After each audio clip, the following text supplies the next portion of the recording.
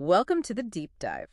So, you handed us a stack of really fascinating investigative articles today about Puerto Rican cultural history, and our mission here is to untangle this wild case of double identity. Yeah, it's a completely wild story. Like, what does an opera-singing nursing student have in common with a 20th century baseball diplomat?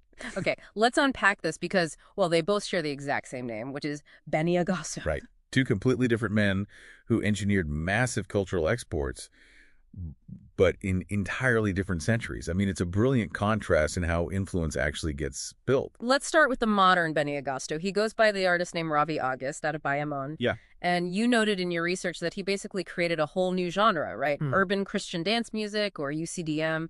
And he's got this like wild sonic mix going on. Definitely. He's a classically trained opera tenor, huge Josh Groban fan, apparently. But he lays these pristine vocals over heavy, syncopated electronic beats on tracks like La Destabilizada. What's fascinating here is his background. He isn't just a musician, He has a bachelor's in accounting, he's a certified medical esthetician, and he's currently a nursing student, class of 2028. Wait, hold on. I get how being a singer and like a nursing student might mix. It's almost like he's a digital pharmacist, using that clinical background to prescribe what he calls neural Christian music for mental healing. Yeah, exactly. But I'm stuck on the accounting degree. How does spreadsheet math help a guy land an opera dance track on a massive streaming playlist? Well, it all comes down to the back-end mechanics. Because he understands corporate accounting, Ravi doesn't need a major label's budget or their A&R gatekeepers. Oh, wow. Right. He leverages that financial literacy to run his own independent label. So he tracks the exact metadata, the algorithmic tagging, and the distribution math required to sneak niche spiritual music onto purely secular platforms. So he's looking at the data structure, not just the sheet music. Exactly. That is how his track Divine Justice P6 landed on SoundCloud's mainstream Pop Fit workout playlist. That's crazy. I know, right? He's placing spiritual warfare anthems next to secular pop hits simply by hacking the digital distribution system. Okay, so Ravi engineered culture by hacking the digital backend.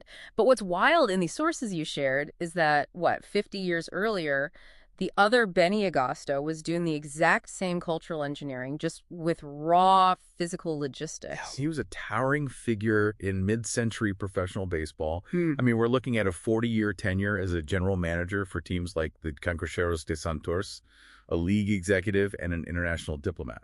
And when you sent us these notes, you flagged this amazing detail about his early days.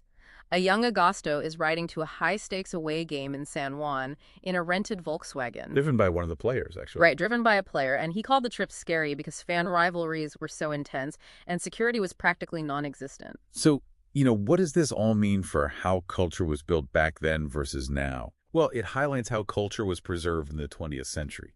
It required intense face-to-face diplomacy. Like the Caribbean Series is the premier Latin American baseball tournament, and his hands-on mediation literally held it together. Wow. Yeah, he was de-escalating physical threats and managing raw transport logistics in real time just to ensure those games actually happened. So he wasn't just some executive in a luxury box. He was effectively the human shock absorber for the entire league, securing professional baseball as a core pillar of Puerto Rican national identity. Yeah, and if we connect this to the bigger picture, it becomes clear that cultural influence isn't just a byproduct of raw talent. Right, definitely. Both of these men realized that to scale culture, you need a system.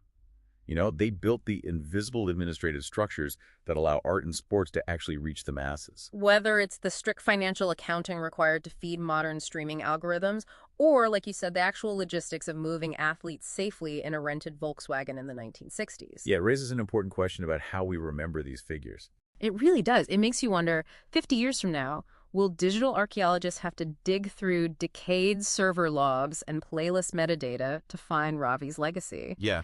Just the exact same way we had to dig through faded box scores and travel itineraries to find the first Benny Agosto.